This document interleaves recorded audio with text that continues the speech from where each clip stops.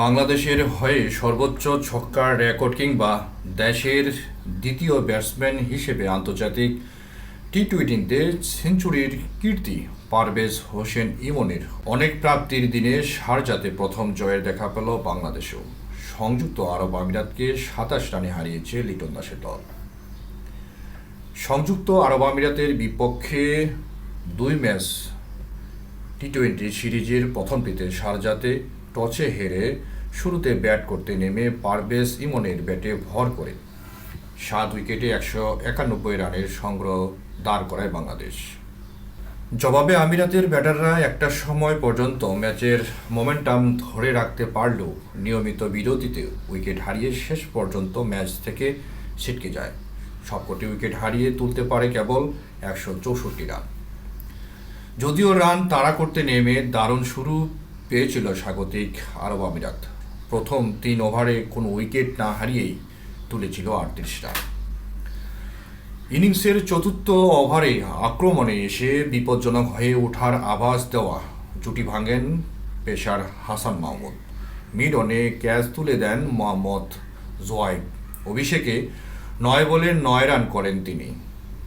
পরের ওভারে বাংলাদেশের স্বস্তি বাড়ান মুস্তাফিজুর রহমান। বল হাতে তুলে নিয়েই সাফল্য পেলেন। কট বিহাইন্ড হয়ে সাজঘরে ফিরেছেন তিনি ব্যাট করতে নামা আলিশান সারাফুকে। এরপর তৃতীয় উইকেটে রাহুল চোপড়াকে নিয়ে দারুণ এক জুটি গড়ে তুলেছিলেন ওয়াসিম হামিদ। রান তাড়ায় বেশ সাবলীল মনে হচ্ছিল আমিরাতকে। মাত্র ৩২ বলে ব্যক্তিগত ৫০ পূর্ণ করে ছুটছিলেন ওপেনার ওয়াসিম, যদিও আর ইনিংস বড় করতে পারেনি। তানজিম সাকিবের বলে শর্ট ফাইন লেগে মুস্তাফিজুর রহমানের হাতে তুলে দেন। তাতে ভাঙে ৪২ বল স্থায়ী ৬২ রানের জুটি। ম্যাচ থেকে অনেকটা তখনই ছিটকে যায় স্বাগতিকরা। মোহাম্মদ ওয়াসিমের পর রাহুল চোপড়াকেও ফেরান তরুণ পেসার। পরপর ২ ওভারে ২ সেট ব্যাটসম্যানকে ফিরিয়ে ম্যাচের লাগাম টেনে ধরলেন সাকিব।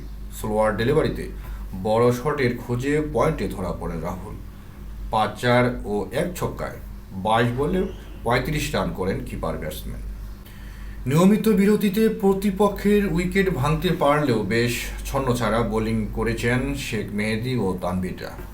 নিজের কোটার শেষ ওভারে এসে উইকেটে দেখা পান তানভীর। ক্যাচ দিয়ে ফেরার আগে ধ্রুব পারাসার খেলেছেন ৭ বলে ৩ রানের ইনিংস। তানভীরের পর জোড়া আঘাত হানেন হাসান মাহমুদ ও মুস্তাফিজ, আর তাতে খেলা শেষের আগেই অনেকটাই ছিটকে যায় স্বাগতিকরা। ইনিংসের শেষ ওভারে ৩৪ রানের সমীকরণ মেলাতে হতো জিততে হলে। আমিরাত উল্টো ২ উইকেট হারিয়ে করতে পারে কেবল ৬ রান। মিডল অর্ডারের ব্যর্থতায় আশা জাগিয়েও হেরেছে স্বাগতিকরা। বাংলাদেশের হয়ে সর্বোচ্চ ৩ উইকেট পেয়েছেন হাসান মাহমুদ। এছাড়াও ২টি করে উইকেট শিকার করেছেন মুস্তাফিজ, তানজিম সাকিব ও মেহেদী।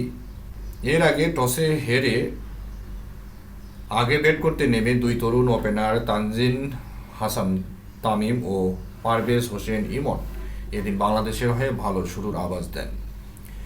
প্রথম ওভারেই ৪ ছক্কা হাঁকিয়ে ঝড়ের ইঙ্গিতই দিচ্ছিলেন তামিম, তবে সাজঘরে ফিরতে হয়েছে উইকেটে থিতু হওয়ার আগেই। দ্বিতীয় ওভারের চতুর্থ বলটি অফ স্টাম্পের অনেক বাইরে করেছিলেন মতিউল্লাহ খান। সেখানে ড্রাইভ করতে গিয়ে উইকেট রক্ষকের গ্লাভসে ধরা পড়েন তামিম। সাজঘরে ফেরার আগে ৯ বলে ১০ রান এসেছে এই ওপেনারের ব্যাট থেকে। ৩-এ নেমে সুবিধা করতে পারেননি লিটন। ষষ্ঠ ওভারের প্রথম বলে মোহাম্মদ জাওয়াদ উল্লাহর দারুণ একটি ইয়র্কারে লেগ বিফোরের ফাঁদে পড়েন বাংলাদেশের অধিনায়ক। ৮ বলে ১১ রান করেন তিনি। পাওয়ার প্লেতে বাংলাদেশ তুলতে পেরেছিল ২ উইকেটে ৫৫ রান।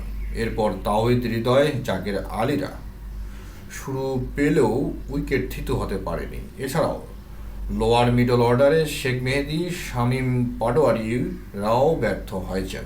এক প্রান্তে ব্যাটারদের আসা যাওয়ার মাঝেও আরেক প্রান্তে রীতিমতো ঝড় তোলেন পারভেজ ইমন। শেষ পর্যন্ত তার ইনিংস থামে ৫৪ বলে ১০০ রান। তামিম ইকবালের পর বাংলাদেশের দ্বিতীয় ব্যাটার হিসেবে আন্তর্জাতিক টি-টোয়েন্টিতে সেঞ্চুরি হাঁকান ইমন। ঝড়ো ব্যাটিংয়ে ব্যক্তিগত 50 স্পর্শ করেন মাত্র 28 বলে। এরপরের 50 রান করেছেন মাত্র 25 বলে। সব মিলিয়ে 53 বলে 3 অঙ্ক স্পর্শ করেন এই ওপেনার, যা বাংলাদেশের হয়ে দ্রুততম সেঞ্চুরি রেকর্ড।